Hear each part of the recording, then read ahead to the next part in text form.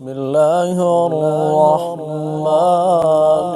الرحيم الحمد لله رب العالمين بسم اللہ الرحمن الرحیم۔ کیا آپ جانتے ہیں مصیبت کا کلمہ کیا ہے؟ انا للہ و انا الیہ راجعون۔ عموماً مرگ موت کی خبر سن کر دکھ اور تعصب کے طور پر یہ پڑھا جاتا ہے۔ اس کلمہ کو کسی کی وفات کی خبر سن کر جب پڑھا جاتا ہے تو انسان اپنے بے بسی اور اللہ کی رضا کی جانب متوجہ ہو جاتا ہے۔ اولیاء و کاملین عاملین نے اس آیت مبارکہ کی بہت زیادہ افادیت بتائی ہے اور عموماً اس کو غم کم کرنے کے لیے پڑھتے رہے ہیں۔ بہت سے تو اس کلمے کے عامل بھی ہیں۔ انا للہ و انا الیہ راجعون پڑھنے سے اس کی بدولت گمشدہ اشیاء مل جاتی ہے، اور جب حد سے زیادہ ڈپریشن ہو جائے تو انا للہ و انا الیہ راجعون کی تسبیح پڑھنے سے دل سے بوجھ اتر جاتا ہے۔ اللہ کریم اس بندے سے خوش ہوتے ہیں جو مصیبت کے وقت انا للہ و انا الیہ راجعون پڑھتا ہے۔ مصیبت چھوٹی ہو یا بڑی، اس آیت کو پڑھنے سے انسان میں توکل اور تقوی اور صبر پیدا ہوتا ہے۔ حضرت سعید بن مسیب کا کہنا ہے کہ حضرت عمر رضی اللہ عنہ کے جوتے کا تسمہ ٹوٹ گیا تو آپ رضی اللہ عنہ انا للہ و انا الیہ راجعون پڑھا۔ ساتھیوں نے کہا، یا امیر المؤمنین، کیا جوتے کا تسمہ ٹوٹنے پر بھی آپ یہ الفاظ پڑھتے ہیں؟ آپ رضی اللہ عنہ نے وضاحت کی کہ مومن کو پہنچنے والی ہر ناگوار چیز مصیبت ہی ہوتی ہے۔ اب ناگوار و تکلیف کا اندازہ کیا جا سکتا ہے کہ انسان کو اگر کوئی معمول سے بھی تکلیف یا نقصان پہنچے تو اس آیت مبارکہ کو پڑھ کر آپ نے، کیونکہ اللہ کو بندے کا یہ فعل بہت پسند ہے۔ جو لوگ روزانہ ایک تسبیح انا للہ و انا الیہ راجعون پڑھتے ہیں، ان کا دل مضبوط اور شخصیت میں عجیب ساقر پیدا ہو جاتے ہیں۔ اگر وہ کسی دلجوئی کرے تو انسان کی طبیعت سے بھی بوجھ اتر جاتا ہے۔ ہمارے معاشرے میں دراصل یہ باتیں نظر آ رہی ہیں کہ جب کوئی بندہ کسی مشکل میں پھنس جاتا ہے تو اس کے ذہن، سمجھ و خیالات دوسری طرف جاتا ہے۔ وہ کہتا ہے کہ یہ کیسا زندگی ہے، یہ کیسے مشکلات ہیں، کیسی آفتیں ہیں۔ وہ بیچارہ ادھر ادھر کی باتیں کر رہے ہیں، لیکن یہ نہیں سوچتا کہ مشکل، آفت اور تکالیف یہ اللہ تعالیٰ کی طرف سے آزمائش اور امتحان ہے۔ لیکن ہمارے لوگوں کا حال یہ ہے کہ ہم آزمائش کی گھڑیوں میں اور آفت اور مصائب کی گھڑیوں میں ایسے باتیں کہہ رہے ہیں کہ آپ لوگ یہ باتیں سمجھ بھی نہ پائیں گے۔ مانا جاتا ہے کہ کوئی مصیبت آئے گی، عید جمعہ کے دن ہو جائے تو ایسے حکومت وقت پر باری سمجھتے ہیں، بلی کے رونے کی آواز کو منحوس سمجھا جاتا ہے، مرغا دن کے وقت اذان دے تو بدپالی میں مبتلا ہو جاتے ہیں، یہاں تک کہ اسے ذبح کر ڈالتے ہیں۔ دکان سے پہلا گاہک سودا بغیر چلا جائے تو دکان اس سے بدشگونی لیتا ہے۔ اللہ پاک ہمارے حال پر رحم فرمائیے۔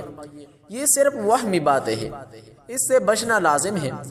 جب بھی کوئی مصیبت آئے، پریشانی آئے، مشکل آئے، کوئی کام الٹا ہو جائے، دکان پر گاہک یعنی کسٹمر آپس میں کام ٹھیک نہ ہو سکا، بیمار ہو گئے، خدا نخواستہ چوری وغیرہ ہو گئی، تو اللہ پاک پر یقین رکھے، صبر کیجئے اور انا للہ و انا الیہ راجعون پڑھ لیں۔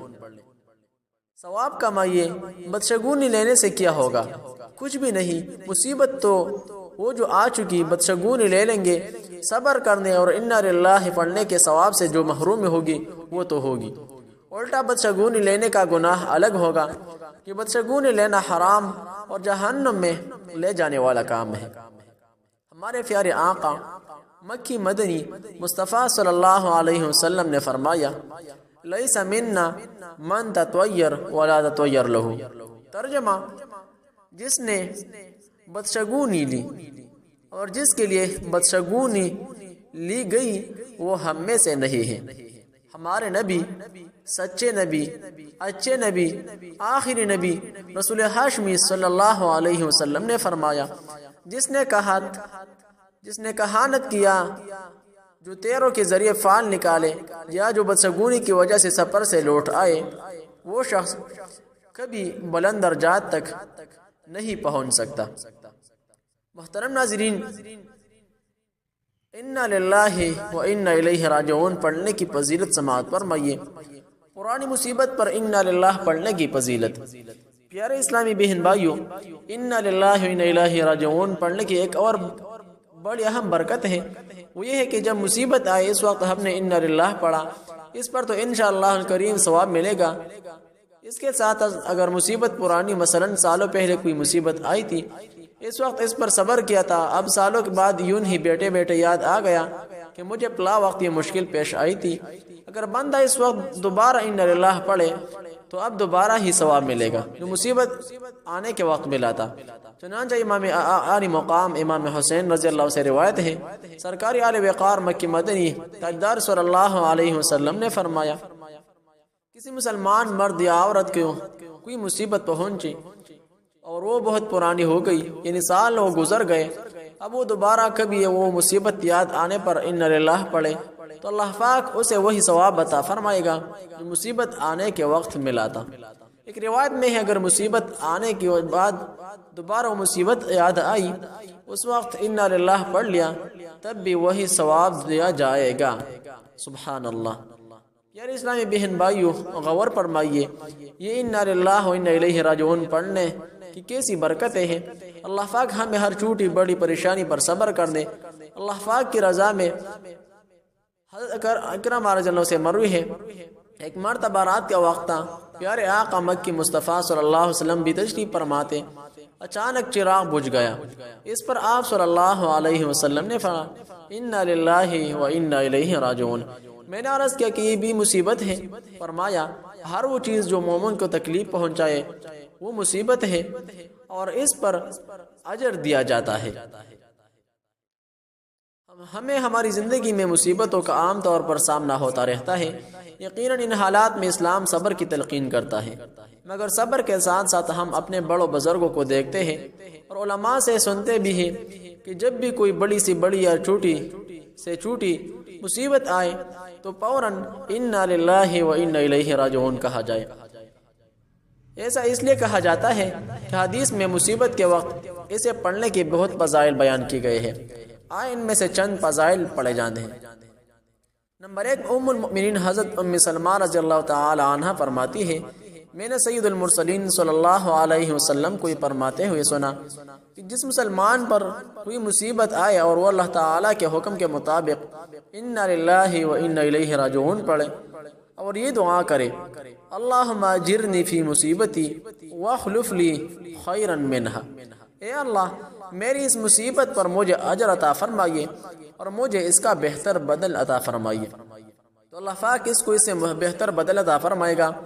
حضرت ام سلمہ رضی اللہ تعالی عنہ فرماتی ہے، جب حضرت ابو سلمہ رضی اللہ تعالی عنہ فوت ہو گئے تو میں نے سوچا کہ مسلمانوں میں حضرت ابو سلمہ رضی اللہ تعالی عنہ سے بہتر کون ہوگا، وہ تو پہلے گھر والے ہیں جنہوں نے حضور پر نور پر صلی اللہ علیہ وسلم کی طرف ہجرت کی، بہرحال میں نے دعا کی، چنانچہ اللہ تعالیٰ نے ان کے بدلے مجھے رسول اللہ صلی اللہ علیہ وسلم عطا فرمائی جو کہ حضرت ابو سلمہ سے بہت بہت بہتر تھے۔